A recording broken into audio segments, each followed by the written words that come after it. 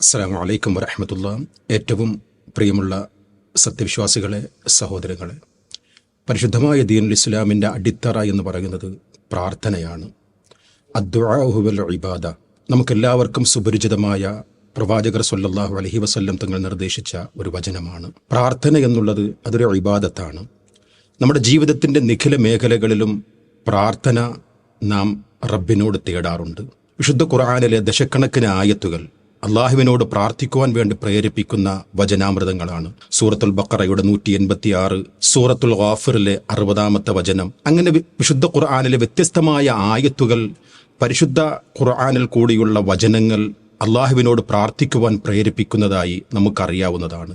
എന്നാൽ ആ പ്രാർത്ഥനയ്ക്ക് ചില നിബന്ധനകൾ പ്രവാചകർ സ്വല്ലല്ലാഹു അലൈഹി വസല്ലം തങ്ങൾ നമുക്ക് പഠിപ്പിച്ചു തന്നിട്ടുണ്ട്. അള്ളാഹുവിൻ്റെ റസൂൽ പറയുകയാണ്, ഉദുഉല്ലാഹ്, നിങ്ങൾ അള്ളാഹുവിനോട് പ്രാർത്ഥിക്കണം.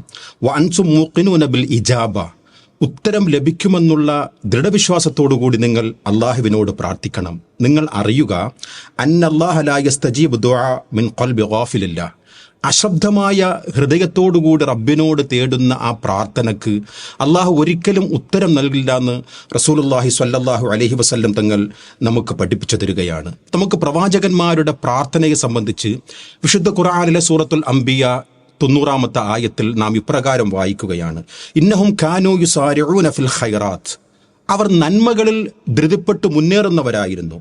വയദ്ഊനനാ റഗബൻ വറഹബ, അവർ പ്രതീക്ഷയോടുകൂടിയും ഭയപ്പാടോടുകൂടിയും റബ്ബിനോട് അവർ പ്രാർത്ഥിക്കുന്നവരായിരുന്നു എന്ന് അമ്പിയാക്കന്മാരുടെ ചരിത്രം പഠിപ്പിക്കുന്ന വിശുദ്ധ ഖുർആൻ നമുക്ക് പഠിപ്പിച്ചു തരികയാണ്.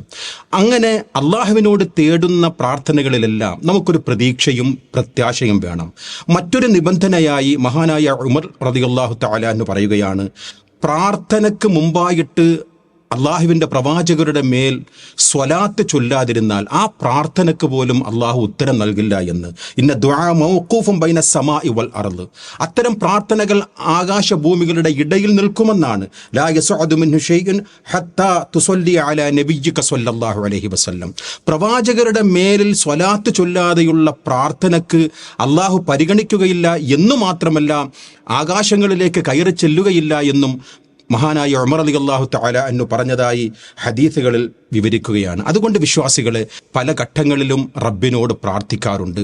ആ പ്രാർത്ഥനകളിലൊക്കെ അള്ളാഹുവിനെ സ്തുതിച്ചുകൊണ്ടും അള്ളാഹുവിൻ്റെ പ്രവാചകരുടെ മേലുള്ള സ്വലാത്ത് ചൊല്ലിക്കൊണ്ടും പ്രതീക്ഷയോടുകൂടിയും റഗബം വറഹബ, ആ ഒരു രീതിയിലായിരിക്കണം നമ്മുടെ ജീവിതത്തിലെ പ്രാർത്ഥനകൾ നാം ചെയ്യേണ്ടത്. അത്തരം മുത്തഖീങ്ങളിൽ അള്ളാഹു നാം ഏവരെയും ഉൾപ്പെടുത്തുമാറാകട്ടെ.